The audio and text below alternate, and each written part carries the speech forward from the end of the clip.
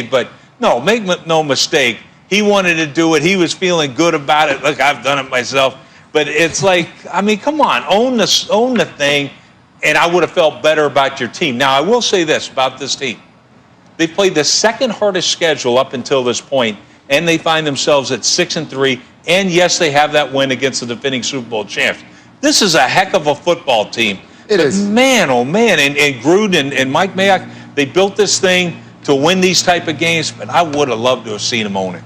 That's extra motivation in my opinion. I mean, it's just something that how you handle it is exactly the way Andy Reid handles it. I heard the way Tyrann Mathieu handled it, all with class, but you remember it until you let it out there on the field. Mm-hmm. Because, I mean, if I'm the Kansas City Chiefs, I mean, you want to go ahead and do a little victory lap. The Kansas City Chiefs, their victory laps, they're parades. That's what they do because they win championships. Wow. That's victory lap. That's higher. What you tell them, and that's how you show them. I think there's a lot of extra motivation for the Chiefs because right now, I think they have to recognize it, Rex. The Raiders are a good team. They did hit you in your mouth, and they actually rubbed your faces in it. So what are you going to do about it today and then handle it out there in between the lines? Yeah, and this is a team that is built for the sole reason to beat the Kansas City Chiefs. John Gruden, Mike Mayock, they are drafting, they are signing players to beat this team. And this is the start of it. But still, you hear like, oh, it's an uphill battle. This is the third time in a row they've scheduled us. The Chiefs are coming off a bye before they play us. This is still the big brother. And I think that's why today's matchup is so amazing. I think they sort of snuck up on Kansas City. Remember going into the last matchup? Hey, let's just make Derek Carr throw it over the top. He doesn't like to go deep. What did he do? He balled out. He threw the ball deep. Has he been throwing deep against everybody else? No, not really. Is he capable of it? Absolutely. And he did it against Las Vegas, and that's why they won. Sure, was Kansas City a little sloppy with the ball? Did Mahomes maybe just, was a little bit too much at the playground? Maybe, sure. But give Las Vegas the credit. They came out and won that game. And give Derek Carr the credit. 16 touchdowns, 2 interceptions. He's having an outstanding year. It's a little bit boring. It's not as exciting as everybody else, but it's very, very good football. You know, stay aggressive, Matt, is what I would like the Las Vegas Raiders to be able to play at home.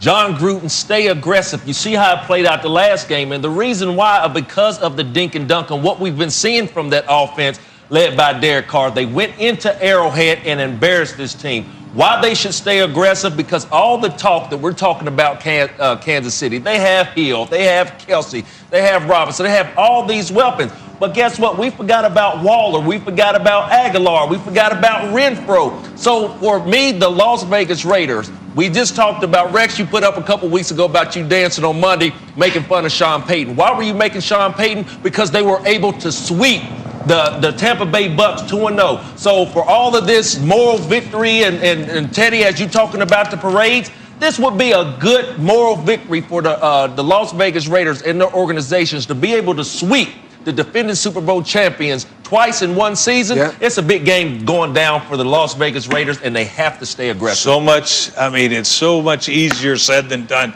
because Patrick Mahomes is over on that other side, and a motivated Patrick Mahomes. Ooh. And if it's a perfect stage for Mahomes and the Chiefs to reestablish their grip on the division and their grip on the league. Here we are, Sunday night. I'm still Patrick Mahomes. Let me go out there and throw 4 touchdown passes against this rinky-dink Raider team. Make him look that way.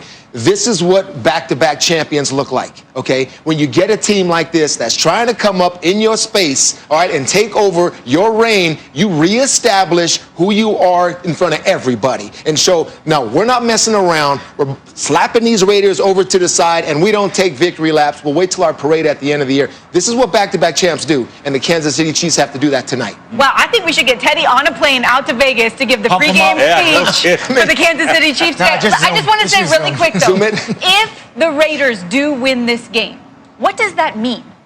It means Kansas City's got to tighten the screws a little bit. They got a little bit loose. Like it's just been so easy for them. It's been so easy for Patrick Mahomes. You probably have to get back to, hey, maybe we don't get too cute. Maybe we protect the football a little bit better. I disagree. I mean, it's more on the Raiders. The Raiders come out and win this game. Now, they're because the Chiefs, you see how upset I am right now. The Chiefs should be ready. This should be your best game, Chiefs. Prime time against an opponent that beat you before and smacked you in the mouth and took a victory lap. So This is all about the Raiders saying, you know what, we're more than that. We'll beat you again. They go out there and do this again. I really think, the Chiefs now have to be looked as not that team that I'm seeing them as, but as the Raiders. Now, this is a legitimate contender if you can do this twice in a row. I'll just say this. I've never been more interested to see what a bus driver does after a game than I am today. We still got more coming for you on Countdown Minnesota, where the Vikings have won 3 straight. They host the Cowboys today. Cowboys are going in the opposite direction, trying to avoid losing 5 straight in a season for the first time in 5 years. The Vikings still looking up at the Packers in the NFC North, not because of recent play, but because they started 1-5. Dalvin Cook has been the key. He has 590 yards with 6 touchdowns during the streak. On the other side, Andy Dalton returns to the Cowboys after missing the last 2 games with a concussion and a positive COVID test. Dalton will try to stop the Cowboys' 4-game losing streak and get them back into the NFC East race. So, Rex, who has the better chance, if either of them do, of climbing back into that playoff spot between the Cowboys and the Vikings? Well, the obvious answer is Minnesota, because they're a much better team on a 3-game win streak. Dalvin Cook has been an absolute beast. But, man, come on, that NFC East is such a darn bad division that you almost have to say Dallas. Look, if they win 7 games, they got a great chance. So I'm going to have to say Dallas. Situationally, not because of the actual capabilities of their team right now. Interesting. Well, let's get to Florida, where the Steelers are on an incredible run as they take on the Jags today in Jacksonville. A team Big Ben has had his fair share of struggles against, believe it or not, but Pittsburgh remains perfect for now, despite winning some close ones. Last time an NFL team started 10-0 was 2015. The defense is great, of course, but Big Ben and this offense have been a pleasant surprise as he's thrown 19 touchdown passes to wide receivers this season. That's second in the NFL. We're going to take care of our business. Nothing else matters.